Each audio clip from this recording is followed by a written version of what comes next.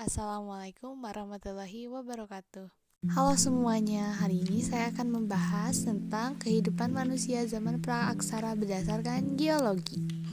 Nah, sebelum ke materinya, di sini aku akan memberitahu dulu apa itu zaman praaksara. Zaman praaksara adalah zaman sebelum manusia mengenal bentuk tulisan. Masa praaksara disebut juga dengan masa Nirleka. Nir artinya tidak ada dan leka artinya tulisan.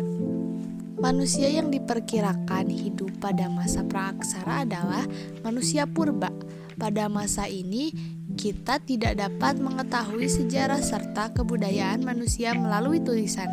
Salah satu sumber untuk mengetahui kehidupan manusia purba hanya melalui peninggalan-peninggalan mereka yang berupa fosil, alat-alat kehidupan, dan fosil tumbuh-tumbuhan maupun hewan yang hidup dan berkembang pada masa itu. Lanjut ke materinya, pembabakan zaman praaksara berdasarkan geologi. Pembabakan zaman praaksara berdasarkan geologi dibagi menjadi 4 zaman, yaitu zaman Arkaekum, zaman Paleozoikum, zaman Mesozoikum, dan zaman Neozoikum. Zaman Arkaekum. Zaman Arkaekum adalah zaman tertua di bumi secara geologis. Pada zaman itu, kehidupan belum ditemukan karena bumi masih berupa bola gas panas yang berputar pada porosnya.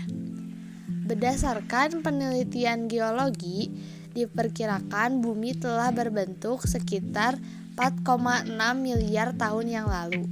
Berikut ciri-ciri zaman Arkaekum. Belum ada kehidupan, bumi masih berupa bola gas yang sangat panas, berlangsung kurang lebih selama 2500 juta tahun yang lalu. Zaman Paleozoikum.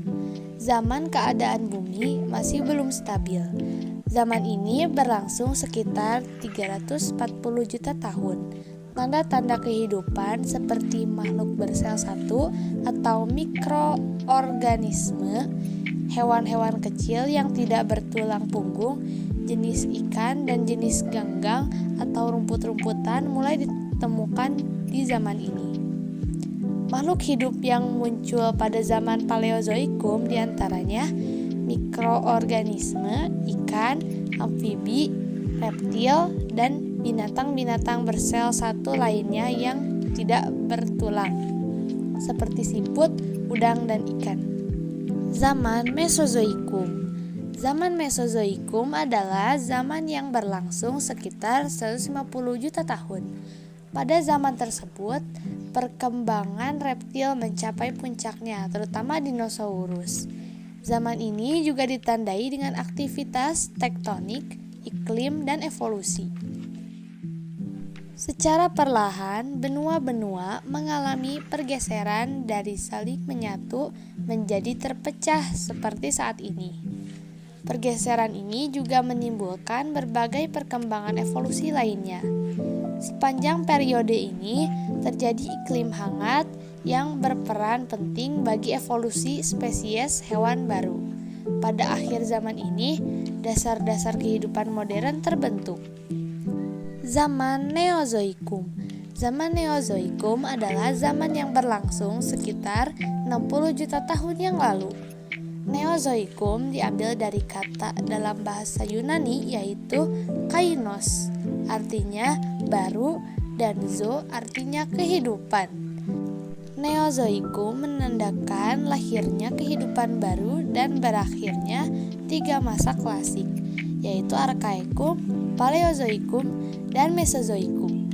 Pada zaman ini, dinosaurus telah punah dan mulai muncul binatang menyusui. Ciri-ciri zaman Neozoikum adalah munculnya hewan mamalia, hewan reptil besar yang telah punah, iklim bumi sudah mulai stabil, terbagi menjadi 2 zaman, yaitu zaman tersier dan zaman kuarter, berlangsung sekitar 60 juta tahun yang lalu. Nah, sekarang kita lanjut ke zaman-zaman Neozoikum. Yang satu adalah zaman tersier Neozoikum. Zaman tersier adalah zaman yang berlangsung sekitar 60 juta tahun, yang ditandai dengan munculnya berbagai jenis binatang menyusui atau mamalia, termasuk primata seperti kera. Sedangkan jenis reptil raksasa lambat laun lenyap dan dibagi lagi menjadi dua fase, yaitu adalah fase Paleogen dan fase Neogen. Nah, yang kedua adalah zaman kuarter Neozoikum. Zaman kuarter adalah zaman yang ditandai dengan adanya kehidupan manusia seperti sekarang. Zaman kuarter berlangsung sekitar 600.000 tahun yang lalu dan dibagi lagi menjadi dua zaman, yaitu zaman Pleistocene atau Diluvium dan zaman Holocene atau Olivium.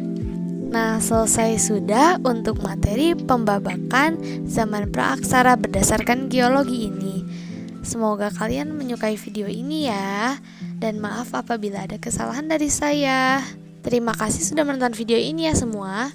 Semoga kita dapat bertemu lagi di lain kali. Wassalamualaikum warahmatullahi wabarakatuh.